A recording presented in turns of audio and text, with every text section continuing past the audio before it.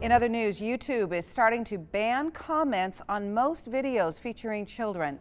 This comes after reports that pedophiles were leaving comments on videos of kids. The move could potentially impact millions of posts on YouTube. Company says, though, it will take several months to phase in the change. All right, well, speaking of YouTube, we're back again to talk about the Momo challenge. And if you haven't heard of it, it's again making the rounds after posting itself last year. It's a weird, rather frightening image that pops up, and our Jason Puckett just verified, as you saw just a few moments ago, it is all a hoax. But even so, it's still worrying some parents out there because it's supposedly telling children to harm themselves. And joining us right now, David Gomez, who's a longtime school resource officer with Mountain View High School, to tell us kind of how this challenge has maybe affected people. Have you heard much about this at Mountain View High School? They talked about it. Have people been dealing with it at all? So the kids talk about it, but finding somebody who it's actually affected is pretty hard to do.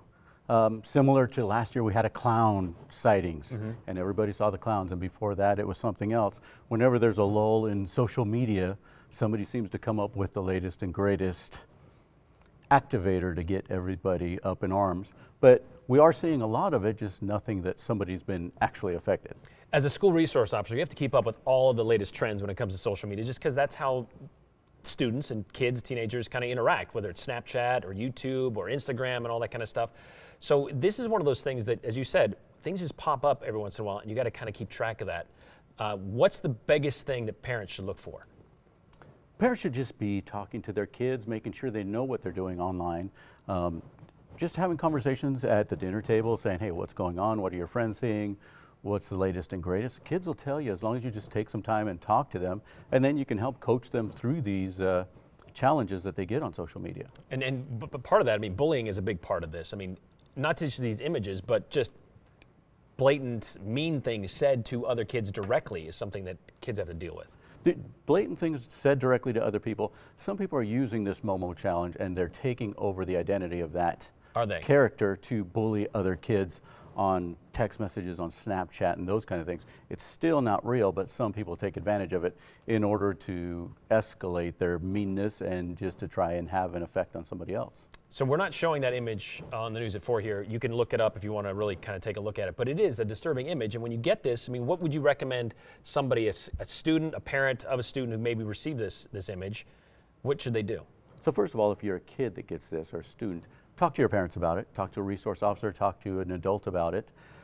If you're an adult and your child comes to you, it's a perfect opportunity for you to sit down and coach your kids about what to do, because this is going to come up next year and the year after that. It might not be the same thing, but it's going to be something similar.